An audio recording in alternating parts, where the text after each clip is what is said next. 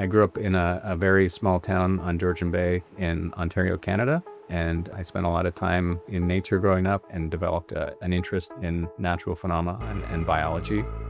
and then developed a passion for chemistry and synthetic chemistry and the ability to use molecules to probe biology. So in my front row lecture, I'm going to talk about an approach that our lab, as well as other labs around the world, are taking to try and address progressive phases of multiple sclerosis.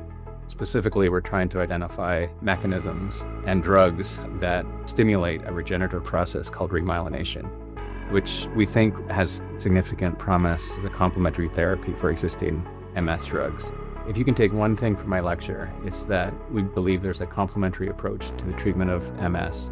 that functions by specifically regenerating the exact cell type that's lost in the progressive phases of MS disease.